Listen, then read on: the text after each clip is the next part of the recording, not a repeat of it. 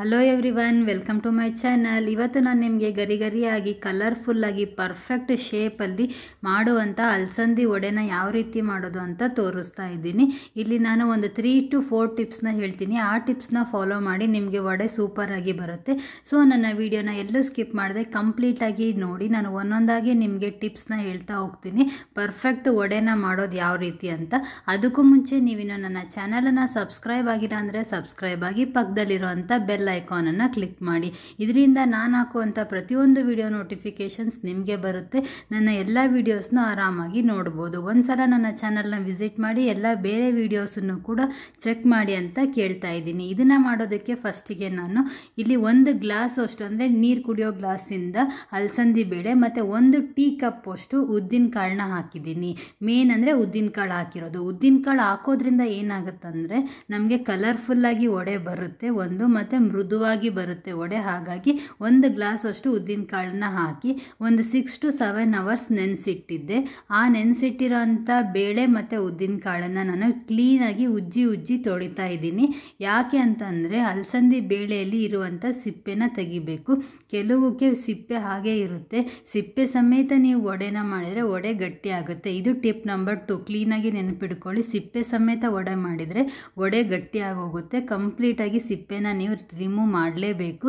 ಹಾಗಾಗಿ ಒಂದು 6 hours ನೆನೆಸಿದ ಮೇಲೆ ಕ್ಲೀನಾಗಿ ಉಜ್ಜಿ ತೊಳೆದು ನೀರು ಹಾಕಿ ಜಾಲಿಸಿದ್ರೆ ಈ ಸಿಪ್ಪೆ ನಿಮಗೆ ಹೊರಗಡೆ ಬರುತ್ತೆ. ಈ ಸಿಪ್ಪೆ ಎಲ್ಲ ತೆಗೆದಾದ್ಮೇಲೆ ನೀರನ್ನು ಕೂಡ ಅಷ್ಟೇ ಕ್ಲಿಯರಾಗಿ ಬಸಿಬೇಕು. ಒಂದು ಸ್ವಲ್ಪನೂ ನೀರಿರಬಾರ್ದು. ಪೂರ್ತಿ ನೀರನ್ನು ತೆಗೆದು ಒಂದು ಪ್ಲೇಟಲ್ಲಿ ಒಂದು 10 minutes ಇದನ್ನು ಒಣಗಾಕಬೇಕು. ಜಾಸ್ತಿ ಹೊತ್ತಲ್ಲ, ಒಂದು 10 minutes. ಬೇಳೆ ಡ್ರೈ ಆಗಬೇಕು ಒಂದು ಸ್ವಲ್ಪ. ಇದು ಟಿಪ್ ನಂಬರ್ 3. ಬೇಳೆ ಡ್ರೈ ಆದಮೇಲೆ ನೀವು ಮಿಕ್ಸಿ ಮಾಡ್ಕೋಬೇಕು. ನೀರು ಇದ್ದಾಗಲೇ ಮಿಕ್ಸಿ ಮಾಡಿಬಿಟ್ರೆ ಮಿಕ್ಸಿ ಆದಮೇಲೆ ಇಟ್ಟು ಮೆತ್ತಗಾಗುತ್ತೆ, ಶೇಪ್ ಬರಲ್ಲ. ಶೇಪ್ಗೋಸ್ಕರ ನೀವೇನು ಮಾಡಬೇಕು, ಬೇಳೆ ಡ್ರೈ ಆದಮೇಲೆ ಮಿಕ್ಸಿ ಮಾಡಬೇಕು. ಇದನ್ನು ಡ್ರೈ ಮಾಡಿ ನಾನು ಇವಾಗ ಮಿಕ್ಸಿಗೆ ಹಾಕ್ಕೊಂಡಿದ್ದೀನಿ. 2 ಹಸಿಮೆಣ್ಸಿನ್ಕಾಯಿನ ಹಾಕ್ಕೊಂಡು ಇದನ್ನು ನೀರು ಹಾಕಬೇಡಿ, ಹಾಗೆ ಇದನ್ನು ನೀವು ಮಿಕ್ಸಿ ಮಾಡ್ಕೋಬೇಕು. ನೀರನ್ನ ಯಾವುದೇ ಕಾರಣಕ್ಕೂ ಒಂದು ಹನಿ ನೀರು ಕೂಡ ನೀವು ಮುಟ್ಟಿಸೋಕೆ ಹೋಗಬೇಡಿ. ಇವಾಗ ನೋಡಿ, ನೀರು ಹಾಕದೆ ಬರೀ ಮೆಣಸಿನ್ಕಾಯಿ ಬೇಳೆನ ನಾನು ರುಬ್ಬಿದ್ದೀನಿ. ಎಷ್ಟು ಗಟ್ಟಿಗಾಗಿದೆ ಹಿಟ್ಟು ಮತ್ತು ಅಷ್ಟೇ ಸಾಫ್ಟ್ ಆಗಿದೆ. ಅಂದರೆ ಎಲ್ಲೂ ನಮಗೆ ಬೇಳೆ ಸಿಗಬಾರ್ದು. ಬೇಳೆ ಸಿಕ್ಕರೂ ಕೂಡ ನಮಗೆ ವಡ ಗಟ್ಟಿಗಾಗುತ್ತೆ. ಹಾಗಾಗಿ ಅದನ್ನು ಕೂಡ ತಲೆಯಲ್ಲಿ ಇಟ್ಕೊಳ್ಳಿ. ಫೈನಾಗಿ ಪೇಸ್ಟ್ ಥರ ಆಗಬೇಕಿದು. ಆ ಥರ ನೀವು ಇದನ್ನು ಮಿಕ್ಸಿ ಮಾಡ್ಕೋಬೇಕಾಗುತ್ತೆ. ನೋಡಿ, ನೀರು ಹಾಕದೆ ನಾವು ಮಿಕ್ಸಿ ಮಾಡಿರೋದ್ರಿಂದ ಹಿಟ್ಟು ನಮಗೆ ಗಟ್ಟಿಗೆ ಚೆನ್ನಾಗಿ ಬಂದಿದೆ. ಈ ಹಿಟ್ಟಿಗೆ ನಾನು ಏನು ಮಾಡ್ತೀನಿ, ಒಂದು ಚಿಕ್ಕ ಈರುಳ್ಳಿನ ಕಟ್ ಮಾಡಿ ಹಾಕ್ಕೊಳ್ತಾ ಇದ್ದೀನಿ. ಎಷ್ಟು ಸಾಧ್ಯನೋ ಅಷ್ಟು ಸಣ್ಣಗೆ ಕಟ್ ಮಾಡಿ ಹಾಕ್ಕೊಳ್ಳಿ. ಸ್ವಲ್ಪ ಕರಿಬೇವು ಸೊಪ್ಪು, ಸ್ವಲ್ಪ ಕೊತ್ತಂಬರಿ ಸೊಪ್ಪು. ಕೆಲವರು ಇವನ್ನ ಮಿಕ್ಸಿಗೆ ಹಾಕೊಂಡ್ಬಿಡ್ತಾರೆ. ಮಿಕ್ಸಿಗೆ ಹಾಕೊಂಡ್ರೆ ವಡಾದು ಕಲರ್ ಕೆಟ್ಟೋಗುತ್ತೆ. ಹಾಗಾಗಿ ಮಿಕ್ಸಿಗೆ ಹಾಕೊಳಕ್ಕೆ ಹೋಗಬೇಡಿ. ಮೇಲೇನೆ ಚಿಕ್ಕದಾಗಿ ಕಟ್ ಮಾಡಿ ಹಾಕ್ಕೊಳ್ಳಿ. ಬಾಯಿಗೆ ಸಿಕ್ಕರೆ ಟೇಸ್ಟ್ ಚೆನ್ನಾಗಿ ಬರುತ್ತೆ. ಆಮೇಲೆ ಇದಕ್ಕೆ ನಾನು ಸ್ವಲ್ಪ ಸೋಡಾ ಪುಡಿನ ಹಾಕ್ಕೊಳ್ತಾ ಇದ್ದೀನಿ. ಸೋಡಾ ಪುಡಿ ಕ್ವಾಂಟಿಟಿ ಸ್ವಲ್ಪ ಜಾಸ್ತಿನೇ ಇರಲಿ, ಹಂಗಂದರೆ ವಡ ಕ್ರಿಸ್ಪಿಯಾಗಿ ಮೃದುವಾಗಿ ಬರುತ್ತೆ. ಆಮೇಲೆ ರುಚಿಗೆ ತಕ್ಕಷ್ಟು ಉಪ್ಪನ್ನ ಹಾಕ್ಕೊಂಡು ಇದನ್ನು ನಾನು ಚೆನ್ನಾಗಿ ಮಿಕ್ಸ್ ಮಾಡ್ಕೊಳ್ತಾ ಇದ್ದೀನಿ. ಇನ್ನೊಂದು ಮೇನ್ ಏನಂದರೆ, ಮಿಕ್ಸಿ ಆದಮೇಲೆ ನಾವು ಇಮಿಡಿಯೇಟಾಗಿ ವಡಾನ ಮಾಡಬೇಕಾಗುತ್ತೆ. ನೀವು ಸ್ವಲ್ಪ ಹೊತ್ತು ಬಿಟ್ಟು ಮಾಡ್ತೀನಿ ಅಂದರೆ ಹಿಟ್ಟು ನೀರಾಗ್ಬಿಡುತ್ತೆ, ಶೇಪ್ ಬರೋದಿಲ್ಲ ಆ್ಯಂಡ್ ಗಟ್ಟಿ ಕೂಡ ಆಗುತ್ತೆ. ಅದೊಂದು ಮಿಕ್ಸಿ ಮಾಡಿದಾಗ ನಮಗೆ ನೊರೆ ಥರ ಬಂದಿರುತ್ತೆ. ಆ ನೊರೆ ಹೋಯ್ತು ಅಂದರೆ ಗಟ್ಟಿಗಾಗುತ್ತೆ. ಮೇನ್ ಏನಂದರೆ, ಕೈಗೆ ಸುಡುತ್ತೆ, ಎಣ್ಣೆಲಿ ಹಾಕೋದು ಕಷ್ಟ ಅನ್ನೋರು ಇದನ್ನು ಫಾಲೋ ಮಾಡಿ. ನಾನು ತೋರಿಸ್ತೀನಿ ನೋಡಿ, ಟೀ ಸೋಸೋದು ಬರುತ್ತಲ್ಲ, ಅದಕ್ಕೆ ಸ್ವಲ್ಪ ನೀರನ್ನು ಹಾಕ್ಕೊಂಡ್ಬಿಟ್ಟು ಹಿಟ್ಟನ್ನು ಇಟ್ಟು ನಾವು ವಡ ಶೇಪಿಗೆ ಹಾಕ್ಕೊಂಡು ಫುಲ್ ಕಾದಿರೋ ಅಂಥ ಎಣ್ಣೆಯಲ್ಲಿ ಇದನ್ನು ಹಾಕೋಬೇಕಾಗುತ್ತೆ. ಎಣ್ಣೆನ ಚೆನ್ನಾಗಿ ಕಾಯಿಸ್ಕೊಳ್ಳಿ. ಇದು ಏನಾಗುತ್ತೆ, ಟೀ ಸೋಸೋದು ಬರುತ್ತಲ್ಲ, ಅದರಿಂದ ಹಾಕಿದಾಗ ವಡ ಈಸಿಯಾಗಿ ಬಿಟ್ಟುಬಿಡುತ್ತೆ ಮತ್ತು ಕೈಗೆ ಹಾಕಬೇಕಾದ್ರೆ ಸುಡುತ್ತೆ ಅನ್ನೋ ಭಯ ಬೇಡ.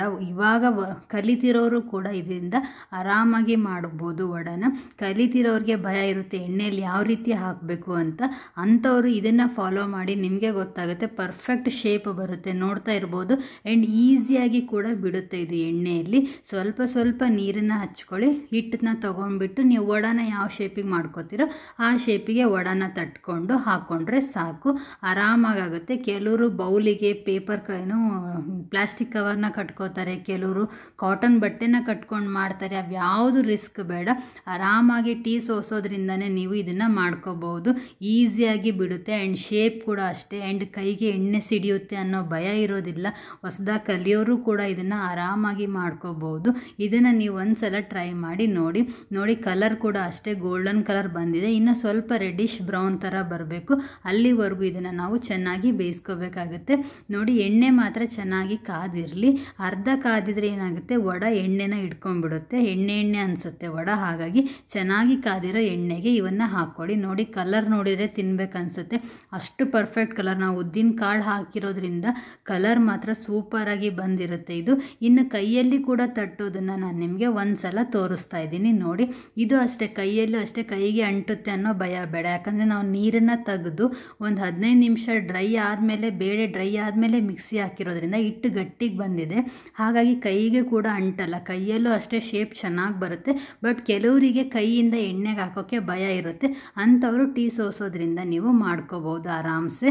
ನೋಡಿ ಇವಾಗ ಇದನ್ನು ಕೂಡ ನಾನು ಬಿಟ್ಟು ತೋರಿಸ್ತಾ ಇದ್ದೀನಿ. ಕೈಯಲ್ಲಿ ಎಷ್ಟು ಪರ್ಫೆಕ್ಟಾಗಿ ಬರ್ತಾ ಇದೆ ಅಂತ ನಿಮಗೆ ಗೊತ್ತಾಗುತ್ತೆ. ಇದನ್ನು ಕೂಡ ನೀವು ಆರಾಮಾಗಿ ಎಣ್ಣೆಯಲ್ಲಿ ಬಿಟ್ಕೊಂಡು ಎರಡೂ ಸೈಡು ಕರ್ಕೊಂಡ್ಬಿಟ್ರೆ ಸೂಪರಾಗಿ ಗರಿ ಗರಿಯಾಗಿರುವಂಥ ವಡೆ ರೆಡಿ ಆಗುತ್ತೆ. ಕಲರ್ ಕೂಡ ಅಷ್ಟು ಹೇಳಿದ್ನೆಲ್ಲ ಉದ್ದಿನ ಕಾಳು ಹಾಕಿರೋದ್ರಿಂದ ಮತ್ತು ಮೆಣಸಿನ್ಕಾಯಿ ಕರಿಬೇವನ್ನ ನಾವು ಹೆಚ್ಚಾಕಿದ್ದೀವಿ. ಕೆಲವ್ರು ಏನು ಮಾಡ್ತಾರೆ, ಮಿಕ್ಸಿಗೆ ಹಾಕ್ತಾರೆ. ಇದರಿಂದ ವಡೆ ಏನಾಗುತ್ತೆ, ಒಂಥರ ಗ್ರೀನಿಶ್ ಕಲರ್ ಹಸ್ರು ಅನಿಸೋ ಫೀಲ್ ಬರುತ್ತೆ. ಹಾಗಾಗಿ ನೀವು ಕಟ್ ಮಾಡಿನೇ ಹಾಕ್ಕೊಳ್ಳಿ, ಅಲ್ಲೊಂದು ಬಾಯಿಗೆ ಸಿಗಲಿ, ಟೇಸ್ಟ್ ಚೆನ್ನಾಗಿ ಬರುತ್ತೆ ಅಂತ ಹೇಳ್ತಾ ಇದ್ದೀನಿ. ನೋಡ್ತಾ ಇರ್ಬೋದು ಎಷ್ಟು ಪರ್ಫೆಕ್ಟ್ ಆಗಿರೋ ಅಂಥ ವಡೆ ರೆಡಿಯಾಗಿದೆ. ನಿಮ್ಮ ಮನೆಯಲ್ಲೂ ಕೂಡ ಇದನ್ನು ಟ್ರೈ ಮಾಡಿ. ಟೇಸ್ಟ್ ಯಾವ ಥರ ಬಂತು ಅಂತ ಮಿಸ್ ಮಾಡದೆ ಕಮೆಂಟ್ ಮಾಡಿ. ಆ್ಯಂಡ್ ನಿಮ್ಮ ಮನೇಲಿ ಯಾರಿಗೆಲ್ಲ ಈ ಅಲಸಂದಿ ವಡೆ ಇಷ್ಟ ಅನ್ನೋದನ್ನು ಕೂಡ ಕಮೆಂಟ್ ಮಾಡಿ.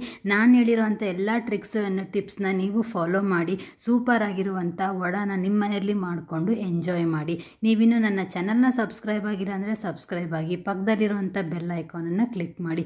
ನನ್ನ ಎಲ್ಲ ವೀಡಿಯೋಸನ್ನು ಒಂದು ಸಲ ಚೆಕ್ ಮಾಡಿ ಅಂತ ಕೇಳ್ತಾ ಇದ್ದೀನಿ. ಪ್ಲೀಸ್ ನನ್ನ ಚಾನಲನ್ನು ಸಪೋರ್ಟ್ ಮಾಡಿ, ಲೈಕ್ ಮಾಡಿ, ಶೇರ್ ಮಾಡಿ. ಇನ್ನು ಒಳ್ಳೆ ರೆಸಿಪೀಸ್ನ ಟಿಪ್ಸ್ ಜೊತೆ ನಾನು ನಿಮ್ಮ ಜೊತೆ ಶೇರ್ ಮಾಡ್ಕೊಳ್ತೀನಿ ಅಂತ ಹೇಳ್ತೀನಿ. ಎಲ್ಲರಿಗೂ ಅದು ಹೆಲ್ಪ್ಫುಲ್ ಆಗುತ್ತೆ ಅಂತ ಅನಿಸುತ್ತೆ ನನಗೆ. Thanks for watching.